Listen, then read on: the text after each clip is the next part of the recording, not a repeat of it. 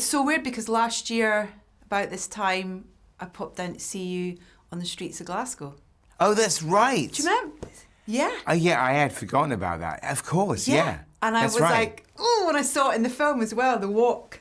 I was like, I saw that. Yes, yeah. Oh, yeah, you came down to the bit when he's walking out of his apartment right at the start. Yeah. Like, literally the first shot of the opening credits, right? And you had the music blasting that's on right. that day. That's right. Which was so nice to see because, well, you kind of feel the swagger and the energy and the kind of like, it helps, doesn't it? No, it was something, it's probably one of the only, well, no, there's a few scenes in the movie where we're playing the music. Like, probably not in other bits playing like needle drops. Definitely playing score, because like there's obviously things like later there's the dancers on stage dancing to the theme tune, and the theme tune itself, or the theme tune to Speed the Wheel, all of the TV stuff. I think probably the Sly and the Family Stone song was probably the only thing that we played on set, because Glenn is sort of kind of walking in time. Mm-hmm. I was watching, I said the other day, I said, you only need like a paint pot in your hand and it's the start of Saturday Night Fever. You know, we're so close to Saturday Night Fever right now. That I would like to see, that hybrid of Running Man, Saturday Night Fever. That would be amazing. It was really interesting hearing you talk about, I was watching you some interviews, we were talking about the kind of, the sort of genesis of this journey where you, I don't know if it was a kind of, if you meant it when you tweeted out about this being the film that you wanted to make, or it was just kind of a slightly kind of, this is what's in my head now and I'll put it out there. No, I'd answered that question over the years, because it's like one of those questions that comes up. Like, it's sort of like the second question after, would you ever make a Star Wars movie?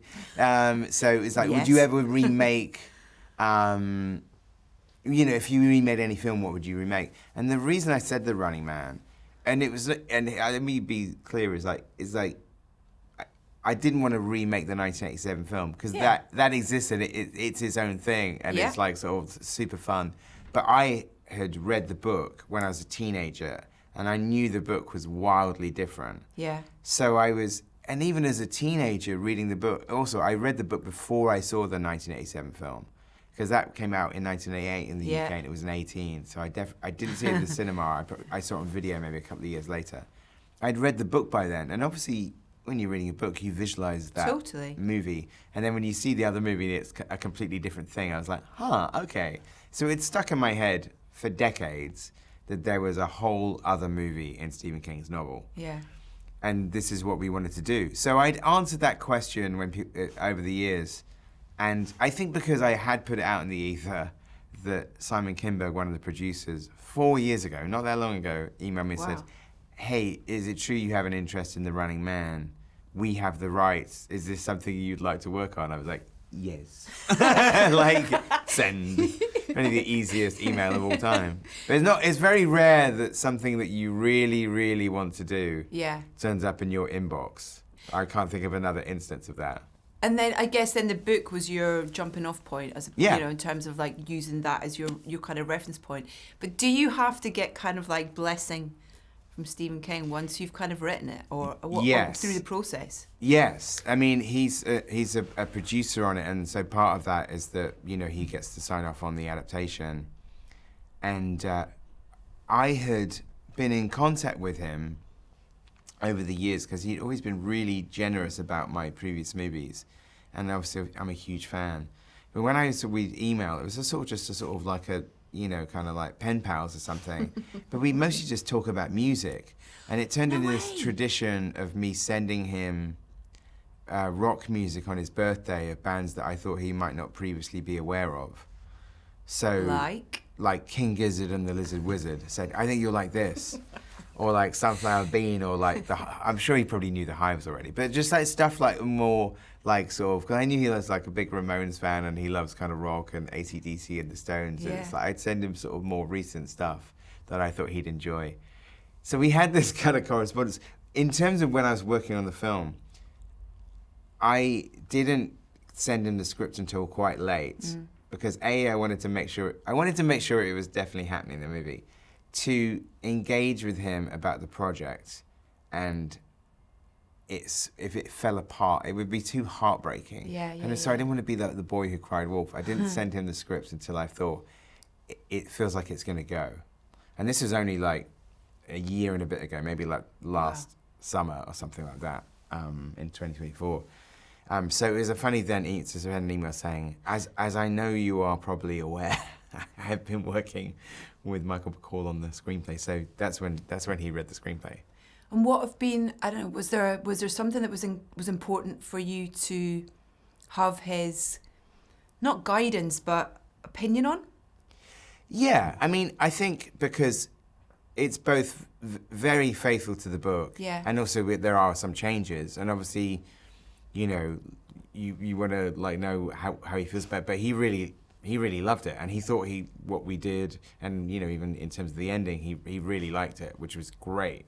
So that's amazing, but that's a sort of blessing and a curse to kind of get those kudos from him so early. Yeah. Because now you still have to make the movie. Yeah. And you know, you're always like kind of like the ambition level of the movie is kind of set by yourself. And when you're making a movie, you're always trying to live up to the movie that's in your head. And now I was having to live up to the movie that was in his head as well.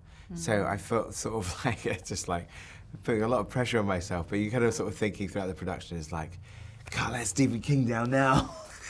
Like so yeah. I was lucky enough to chat to Stephen Price. Now, when would that have been about? Must have been in the summer actually, and he was like deep in the world.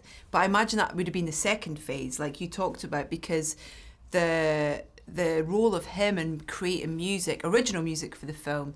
You know, there's the score, the obvious part of it, but there is so much kind of diegetic music within the film. Yeah. In and around those brilliant kind of game shows, the adverts on the telly, reality shows, all that kind of thing that's kind of going on as well.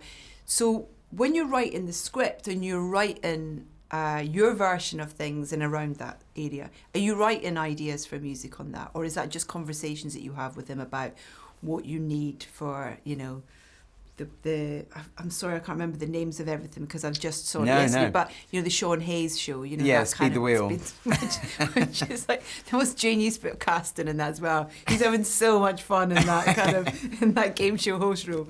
But yeah, in terms of, you know, talking to him about what you needed, because well, I mean, I think not at a writing stage. I mean, Steve obviously is like my fourth film with him. So the great thing with Steve is that he responds to the script and the sort of the vibe, or even like, in a way, like there's not, in a good way, there's not a lot of conversation because I think we know each other really well. Yeah. That, you know, I think there's a couple of things. It's like, there are the sort of needle drops that are in the film, some of which I got to give credit to Michael Bacall. There were a couple of needle drops that were we worked on the treatment together, and then he did the first draft, and the first draft had like the Sly and the Family Stone song in it and the Stones one, and it's like great. I love both those songs and amazing. I was amazed to find that like Heartbreaker by the Rolling Stones had never been in a movie before. I actually checked on IMDb. You know, you do that thing. I do that thing all the time where you put like artist and then you just look at every single time it's been in the film, which obviously with the Stones, especially it's like Stones, 700 movies. Yeah. 50 of them Martin Scorsese movies. But like, and it's like, wow, Heartbreaker's never been in the movie. That's crazy. I mean, that's an achievement, I think. No, it's good because I almost swore I'd felt it in another movie. So I was like, oh, are we going to be the first movie to use the song? Great. Maybe you dreamt it. But in terms of Steve, it's like, this factors in. When we were working on the script, two scores that we'd listen to all the time would be John Carpenter's Escape from New York score with Alan Howarth, and also Jerry Goldsmith's score for Logan's Run. Amazing. Particularly the track called The Dome, you know, with the kind of sort of early synths and stuff. So we sort of, that's the thing we'd write to get us in the mood. And then I think maybe, I don't know if I mentioned that to Steve, but he definitely picked up the same sort of vibe from the script.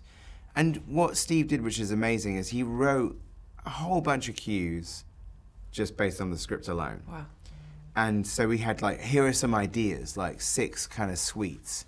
And most of that is in the movie. Obviously he kind of adapts it to sort of fit picture, but it's like, these are the themes. So when we were, as well as when you came down and we were playing Sly and the Family Stone at full volume in Glasgow, we had some score that we could play. Great. You know, just for sort of like tension and tone. And then on top of that, like you said, then like Steve has to do all the other incidental music for the shows, which is, and he said to me last night, or he was saying to somebody like, it was disturbing how much he enjoyed doing the game show stuff. Great. I guess though Hans Zimmer did do the theme tune for Going for Gold. Wow. You knew that, yeah, right? I knew that. There's quite no, I did. There's quite a few of them as well when you kind of go back in those sort of early days where they've kind of, where they've had to make the money to do the things that they want to do, and it's kind of like, whoa. I mean, that's a good theme tune, Going for Gold. But when Hans Zimmer does his big rock concerts between like Dunkirk and The Dark Knight, do you think he does Going for Gold? Going for gold. Yeah, so always, yeah. Henry Kelly comes on stage. But I always think, I mean, I'm a big fan of theme tunes. Kelly, yeah. But even when you think back to that, I mean, when I was kind of prepping for this, and just looking back at the previous film, and who and what was involved in that, Harold Faltermeyer, in terms of the score in that, and I don't know how I didn't know that Starsky was the director of that film, which kind of blew my little Scottish mind. He was actually like, I mean, it's interesting. I think that, and that sounds like such a name dropper, but me and Glenn had the occasion to talk to Arnold Schwarzenegger, and he said it's interesting because that film I think had a slightly troubled production in that the first director was fired and Paul Michael Glazer was the replacement, and the original director, who I think shot for a couple of weeks, was Andrew Davis, who directed The Fugitive. So it's quite funny to me that on The Running Man, it's like, you lost the director of The Fugitive. Yeah. Wow. But so I think it was somewhat there was like sort of, but yeah, Paul Michael Glazer, Starsky, did direct the 1987 film. The other thing as well, Harold Faltermeyer, the thing that there's not many, this is very much a new adaptation of the book. And I say the few things that the nods to the 1987 film is there's a reference to Arnold Schwarzenegger. Which is great, by the way. The lifts, we didn't want to do the same thing as the 1987 film, but we did our sort of own version with these kind of single man lifts, like the kind of, those things, have you ever seen those lifts that you get in car parks, the sort of valet lift? They look terrifying. Okay, it reminded me of like a flume. Well, they have those lifts in, I've only seen them in the States. You've got some really posh places, that's why. No, it's a valet lift. It's actually kind of like terrifying. It's like the backs, in car parks, they have the lift with just for the valet. With no, like, it's a man lift and it has no kind of like shaft, so you have to get on. So if you poked your head out, you'd shear it straight off. So I was thinking, it's like those lifts that you get for like the valets in the back of the car park. Why did I bring that up? Oh, that was the other reference. And then the third thing was like, we should have dancers at the start of the show.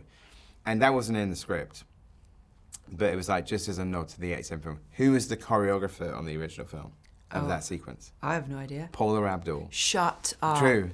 I think, in fact, that cue by Harold Faltermeyer, I think it's called like Paula's Dance. So when I was working with Jen White on the dancers, I said, this is our Paula Abdul moment. But I love what it made me feel was like, I mean, your love of music and your appreciation of music as part of storytelling is so obvious and beautifully celebrated in your films. And every film has got a different kind of journey and texture with the music and stuff. But I watched that particular and like, when is he going to do a full-on musical? I know. It is funny, people keep asking me that, but it's also like, you want to make sure that the audience is there. Like, I We're say ready. that, well, it's difficult. I remember people kept asking me about that when I was promoting Soho, and it was the year 2021 was the year that there were like 5 big musicals, and none of them did well. So I was like, is there? I don't know. I mean, it's difficult to say. I mean, I guess that was before Wicked, though. Yeah. That was before Wicked. That was pre-Wicked. I guess it was COVID times, and no movies did well. Yeah, another Stephen King adaptation. He can get involved and help with the music as well, with his love of music. So I mean, there's got to be something there, I think. Yeah. Anyway, I want to talk about the rest of the needle. My favourite scene in a Stephen King film is a sort of musical scene, because one of my favourite Stephen King adaptation is Carrie. Yeah. And my favourite scene is the prom scene, but the lead up to the Bucket of Blood. Yeah. The Pinot Donaggio hue, which is called Bucket of Blood, is so fantastic and so operatic, and just to me is like pitch perfect cinema of that cue and the slow motion shot of them going up on stage and the camera going past the rope up to the bucket, and that Pinot Donaggio cue is incredible. Well, it's that way where it's part of the story. It's telling the story in such a beautiful and specific way. But it's also the match of the composer and the director. The Pinot Donaggio totally gets how operatic Brian De Palma is. That it's like big and it can be operatic and and that's okay. And the slow motion, and it's like sort of, and the music is so sort of like emotional, even melodramatic, but in a way that just totally hits the bullseye. Yeah. When did you know, or when do you know when to use a needle drop and when to use score in this? Because, you know, you mentioned the Sly and the Family Stone, you've got Gil Scott-Heron in there as well. We got the second movie this year to use Revolution Will Not Be Televised. Actually, when one battle after another was coming out, Paul Thomas Anderson's not on Instagram, but Mike DeLuca, the head of Warner Brothers, is, and he kept putting that on all of the premiere things, and I hadn't seen the film yet, so I emailed him and said, hey, can I ask you a question about Paul's movie? Is The Revolution Will Not Be Televised? And he says, yes, it's on the end credits, and it's a motif throughout the movie. I was like, no, fuck. I said, well, it's in our movie as well. Oh, well. I guess 2025 is if any calendar year would have The Revolution Will Not Be Televised twice, yes, it would be 2025. Yeah, absolutely. And 2025 has a relevance to this story as well, which is crazy. Stephen King set the book, published in 1982, but written in 1972. And I asked him, I said, why did you pick 2025? And he said, it sounded like a cool year, and it was also a ways off. So, to go back to your thing about needle drops, though, is that I think there was some that were in the script. There's some that sort of came later in terms of like in production. Like I've always loved the song "He's Gonna Step on You Again" by John Congas, which I think when some people listen to it, it's one of those songs that like I notice as sort of like as a fan of older music, even like sort of glam rocky, but people are like, wait, the Happy Monday song is a cover version? What? Yeah. It blows their mind. Totally. Like wait, Step On is a cover version? And then to hear the original song is like, oh wow, okay. So I was really happy to get that in there. I've always loved like Coffee Cold by Galton McDermott, and we needed a sort of little spot for that. I mean, there are other things that were sort of in there, and there are other things that kind of were in there and came out, like, and we actually, you know, probably more than previous ones, kind of tried something in there that was really. Well, at one point we had, I was sad to lose because it made my girlfriend smile. Native New Yorker by Odyssey. Oh wow. But that's for another time. Oh yeah. But you know, I'm trying to imagine where you put it now. It was in the bit where he crosses the street in Times Square. And we changed it back to Steve's score, which was more suspenseful, which was the right call. But I did for that brief moment where like sort of Odyssey was in there, I was like, yes. But then, you know, the good thing is like sort of it actually was a film where you had the options to modulate the tone. Yeah. And you could tell that with an audience. Like sort of where a needle drop is really working, or like, no, this should be a score bit. Yeah. And it was something like we tried that song and it was funny, but maybe it wasn't the right place to be funny. Let's go back to the suspenseful score, and it was just like, okay, that's better. Save it for your musical. I just listened to it at home. But also holding back from that kind of, you know, leaning into too many running songs. You know, yes. In terms of that's kind of, you know, there's obviously the Tom Jones. What's funny about that is I actually thought in my head, we're not using "Keep On Running" by Spencer Davis Group. Yeah. It's too obvious, and it was one of those songs like "I Feel Good" by James Brown that was in every trailer ever. Yeah. And what's funny is we did originally have a different song at the end, and when we were like doing some post about shooting, you know, it was funny. All the other running songs I use on my Instagram, or a lot of them are in the sort of screening playlists and stuff. It's like all of the other sort of like running songs can go there. But the Tom Jones cover, I had heard that before, and I heard it again, and I was like, oh wow, this is a really good cover. It's really good swagger. Arrangement. It's got that brass. It's got real swagger. Again, never used in a movie. And I played it to Glenn. And he goes, that's badass. And I was literally about to use an Instagram story for the film with that, and I was like, wait. And I was like, I didn't do it. I said, wait, save it. This might be useful later. Don't put that on Instagram. So I stopped myself. And then it was like later it's like, you know what? This is the perfect song. This is the perfect song. So I'm really glad that was in there. Yeah, it really, really works. I mean, his performance. I hope Rob Brydon's happy. Oh, really? I know. That's of Tom course. Jones. It gives him another opportunity to do them. Oh, God, what have you done, Edgar? Glenn's performance is brilliant. The kind of arc of this character is absolutely fantastic. How much of a collaborator was he? You know, as you talk about him, you know, kind of this song and as an example, but yeah, how? He's amazing. I can say enough nice things about Glen. He's just incredible. I mean, and no diss on previous leading men, because obviously like Simon and Michael Cera and Ansel, all that amazing. Like, but this great thing with somebody like Glen, he's got that thing where like he just wants it to be as good as you do, you know, and like sort of having those actors. And I've been lucky to work with many people like this that just like want to work hard, want to give it their all. Like Glen is like sort of so kind of like in it to win it, just like, and so like, I mean, he's such a great actor and he can sort of do everything. And the thing that I think was really good for me in this was like, he's so charming and funny and relatable and has that great everyman quality, which is another key aspect of the book that we wanted to bring into this. But for him to bring out like a sort of a more intense, furious edge, and sort of like with somebody as nice as Glen, for me and Michael Bacall, sort of creating the scenarios where like Glen Powell's gonna lose his shit, it's sort of like delicious to us. It's like you kind of like sort of like, because it's also, it's why he's on the game show. There's a sort of key scene early on when he's kind of at the registration booth for the game, and the guy behind the counter is being sort of like extremely passive aggressive. Yeah.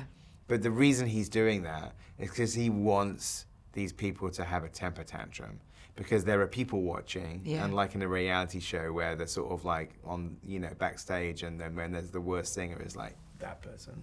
You know, it's like they're sort of saying him. Yeah. As soon as he kind of like flips out and breaks the glass, it's like send him straight up. Yeah. It's like this guy's good TV.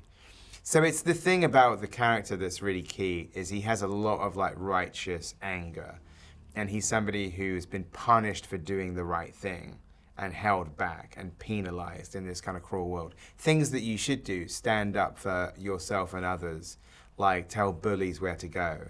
But in this kind of like, you know, cruel dystopia, that's not, you know, you're going to be like punished for it. Yeah. So it's something about him that's kind of, you know, the righteous anger is something that, you know, to be proud of. But of course, then it's the thing that makes him the prime candidate to be on the show. Yeah.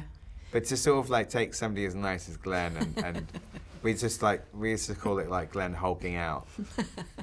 I like that. Cera as well, Michael Cera. It's I mean the water pistol scene is just absolutely delicious. I was proper belly laughing at that. I just love watching him on screen. He's not on screen enough. He's great. I mean, I just like, what a sort of like joy to kind of work with him again, and such a sort of like, and also to sort of, he's a great dramatic actor, Michael, as well. And so that's what I really love about this performance, is like the sort of like, you know, and I remember when we did the first like test screening of the movie, where people are watching it completely blind. It was amazing to see an audience start to realize it was Michael Cera, because it took them a few sort of like seconds to sort of like who they're looking at, and, you know, and yeah. I won't spoil it. No, I shouldn't spoil it. But there's a sort of key moment that I think people like Michael Cera in the movie so much that when a certain moment happens, everybody goes, "No!" Yeah. Like in unison, which is like makes me very, as a sort of like the kind of like the cruel puppet master. I go, yeah. There's a prequel there for him, for the mum and son character in that journey for sure. Sandra Dickinson. Oh my God. Amazing. Just brilliant. Loved working with her as well. Oh my God, so great. Josh Brolin as well. I mean, the words I want to use to describe that character, but just, I mean, again, you can just see he's having so much fun in the kind of devilish, kind of, you know, suave kind of nature of that character. It's brilliant. We talked about this. It's like the worst, most ruthless people not just in media, in business, will come on like they're your best friend. Yeah. And so he doesn't like need, I mean, even though he's wearing the veneers, he doesn't need as a character to show teeth, because he never really needs to raise his voice. And also, his whole which was a really fun thing to kind of write and for him to perform, is to sort of, he never gets into the moustache twirling villainy. He never like raises his voice at all. And there's this sort of hypnotic quality of somebody who's like sort of like a true salesman. Is like, he can make the darkest things sound pretty reasonable. Yeah. And so, and obviously Ben is not like a pushover, but even like he is kind of seduced a little bit. Yeah. Even though he knows that this guy is not to be trusted, like, sort of, you know, kind of Dan Killian still gets one over on him. Yeah. I want to talk about choosing to film in locations as well, because the easy option would have been to just kind of lock yourselves down, you know, on a lot and create everything in that way. But you made that choice to be in kind of real environments and being on the set in Glasgow and seeing those other sets around where you were going, you know, it was amazing to see. And then there's a few things that you recognise within the film, you know, Wembley Way and things like that. And Wembley Stadium without the stadium. Yeah. How you know, what's the kind of why, basically? What does it give you? What does it give the film? Why is that important? I think it's a number of things. It's like, it grounds the movie. I wanted it to feel real. I didn't really want to do a green screen movie. I also think so green screen stuff is sometimes a false economy because, you know, maybe you're saving by not shooting on location, but then the amount of money you have to pay in VFX kind of like is more than it would have been to do it the other way around. But mainly it was like grounding it. And obviously for the actors it's so much better. They're in a real environment. But we did work really, I mean, it's not just my amazing production designer, Marcus Rowland, but also the incredible team at ILM, headed by Andrew Whitehurst. You know, and actually one of the movies that I really liked in the last couple of years, and Gareth Edwards directed it, a friend of mine is the creator. Oh, I love that film. I love what he did with the VFX in that. And I actually like picked his brains, and it's actually why I worked with ILM, is because I loved the work they did on that film. And that was a similar thing, is like take real locations and then expand on it. So we kind of wanted to sort of create a world out of a world you recognize. Mm-hmm.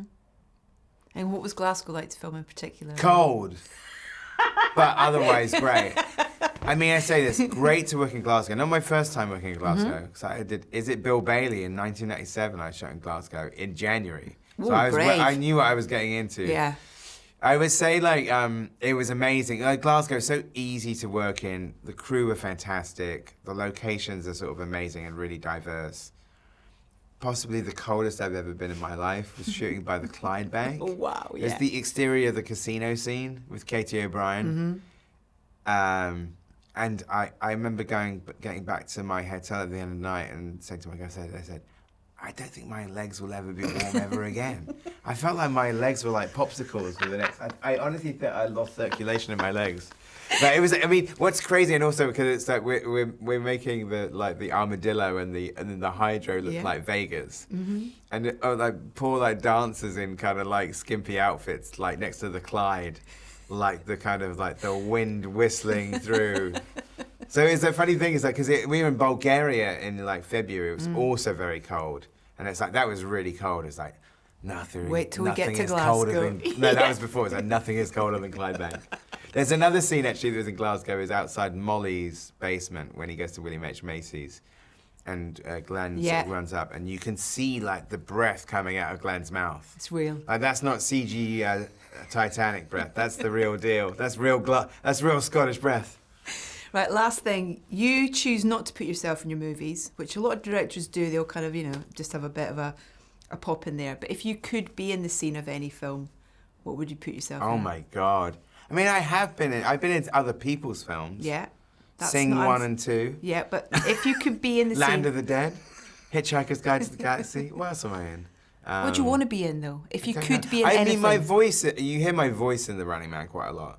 I think several times my voice and Michael Bacall's voice and our editor Paul Matchless are shouting like "Radio Slavs," or like I say, if you actually my vocal cameo is saying "Fuck you, Dan."